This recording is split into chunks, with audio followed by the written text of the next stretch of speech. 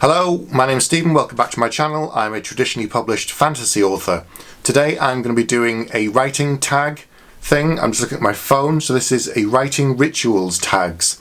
And these are the questions I found online. I'm going to work my way through them and then I'm going to tag someone else at the end and I'll put a link in to their channel. So I'm just looking at my phone for the questions. So, question 1. When do you write? Time of day, day of the week. I work part-time and write part-time, so typically I tend to write evenings and weekends, that's the majority, but on my days off when I'm writing, I work as if it was a normal day job, so I sit down at 9 o'clock, work through to lunch, have a break for lunch, and then work through till about 5:30, and then finish for the day, so that the evening is free to do something else, to rest my brain and take my mind off something, and then the next day I either go back to work or go back to writing, and I do that 5 days a week. I also write on the weekends. Typically in the evenings I'm catching up on things or making notes or looking back over what I've done before. Question 2. How do you seclude yourself from the outside world? I've got my own space in the house to write, so that tends to be all I need to do. I can just close the door and get on with writing, so I don't really need to worry about cutting anybody else off, really. They know that when the door's closed I'm writing and not to be disturbed, and that's fine. Question 3. How do you review what you wrote the previous day? Typically I'm very aware of always moving forward, so I'll look at the last couple of paragraphs, maybe the last few lines, see what I was doing last time. If I've thought of anything to tweak a couple of points, I'll put those in, but most of the time I'll just look at what I was doing, get it back into my head, find the rhythm where I was before, and then move forward and keep going with the chapter. If I've finished a chapter on the previous session, I'll only glance at it briefly and I'll glance at my notes for what I'm doing going forward, so that I don't get too bogged down in what happened the day before. I can always come back and revisit it. I will once the book is done, so it's just that momentum. Always keep working forward. Question 4. What song is your go-to when you're feeling uninspired?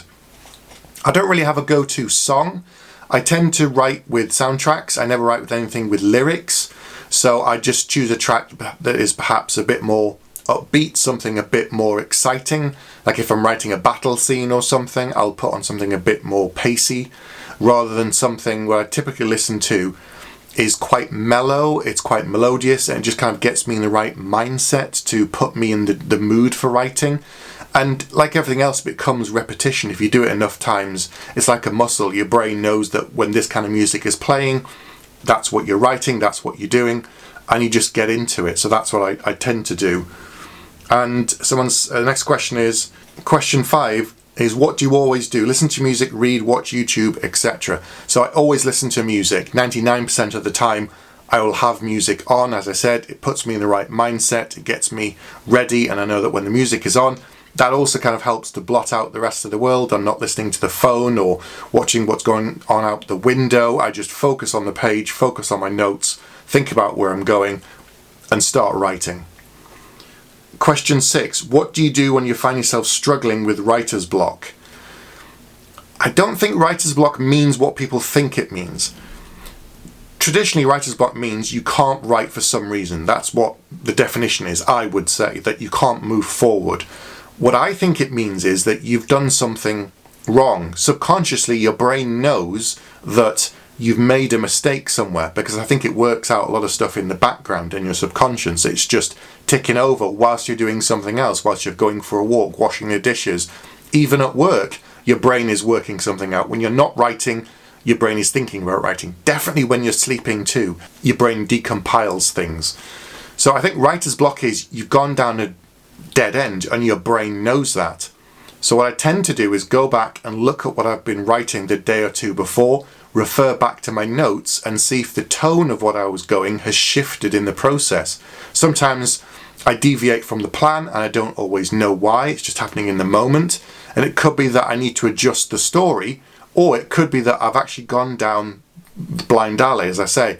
I need to go back and work on it and revise it. The other reason you could have writer's block is something I've talked about in a previous video, which is burnout. You've just done too much too often and you're just tired. Your brain has run out of juice. You need to rest. So this can be another reason for writer's block. And There are days when I'm writing that I don't feel inspired. That's different. That's just when it's a grind, but you just push on through that. You keep working forward, and having a daily word count for me helps with that. Even on the days when I'm not feeling it, I just push and push and push until I get to that target, so I feel like I've achieved something. And typically when I look back the next day, what I've written the day before wasn't nearly as bad as I thought it was. I just wasn't feeling it. It's just flexing that same muscle and doing it again and again. Question 7. What tools do you use when you're writing? I use word processor, Microsoft Word in this case because I have a PC, and that's it. No other tools. I don't use any fancy software. I don't think you need it. It can be helpful, it can be useful if you think it's going to benefit you, but I sometimes think that the more tools you can use, they can become a crutch and they can actually deviate from doing the work, from doing the writing. It's like world building. You could spend 2 years world building on a book. That's not writing the book. I think you just need to minimize the tools. If you get Scribd or something else, another piece of software that's going to help you and it really is useful to you with the way you plan your stories or construct them, and somehow it's going to benefit you, moving pieces around. Sometimes people use that. They have story elements and they can track story threads. Great, whatever you need. But for me, I don't need any of it. I just think it makes it more complicated. It keeps me away from the page. It's me and the page, or the screen in this case. And that's all I want to be doing is writing. So just a word processor and a keyboard, that's it. Question 8. What's the one thing you can't live without during a writing session? Peace and quiet. I'm not one of these people who can write in a coffee shop, who could go to a busy location and just sit in a train station and write. The only way I'd be able to do that would be to shut out that space by putting on music and getting my head into that familiar space. So it kind of defeats the purpose of being in a busy place and surrounded by other people. Writing can be very lonely, working at home by yourself, but I'm used to it and I actually prefer writing alone than having other people around me. So peace and quiet and space for myself is probably the one thing I can't do without if I need to write. Question 9. How do you fuel yourself during your writing sessions? Sometimes coffee definitely keeps me going when I need a bit of caffeine, or a can of Pepsi or something. Chocolate can sometimes help me if I'm feeling low and I need a bit of a boost. But the music usually keeps me going, and keeping the goal of getting to the end of my word count for the day. And keep an eye on the time. That also keeps me going as well, knowing how much time I've spent or wasted. If I suddenly think, oh, I'll just go and look at something for 10 minutes and half an hour's gone. So keep an eye on the time keeps me fueled as well. Question 10. How do you know when you're done writing? I'll know if I've reached my word count, or if before I've reached my word count and I'm quite a good way through and I've got to the end of a chapter, I'll stop. I won't finish a chapter, say if I've done 800 words, my target's 1,000, I won't then spend 200 words to get to that 1,000 on a brand new chapter. I think it's better to just finish at a point that's quite clear, like the end of a section. If you're getting close to that and you think, I'm feeling it here, I think I need to kind of stop. I never stop mid-sentence or mid-paragraph. I'd rather finish a section or a chunk or a chapter, and then I know I'm done for the day, and that's when I'll just stop and go and do something completely different. Right, that was the last question on the writing rituals tag, so I'm going to tag April K and see if she'll do these questions on her channel. Thanks for watching. Don't forget to like and subscribe to this channel. I've got new videos coming out every week. I also have late night talks with authors. I've got one of those about a month or so, and there are a few already posted, so go back and watch them.